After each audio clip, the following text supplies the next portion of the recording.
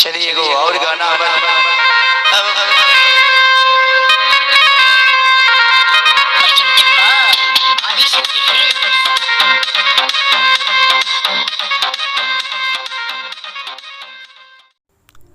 Bhojpuri cinema के दबंग star Khesari Lal Yadav का मस्त वीवर्ड सॉन्ग आजा रील्स पर दिखावतानी अब रिलीज होने जा रहा है, जो अगले हफ्ते लॉन्च होने जा रहा है, जिसमें खेसारी लाल यादव और रक्षा गुप्ता का यह गाना का एक पोस्टर करीब 2-3 हफ्ते पहले रिलीज किया गया था।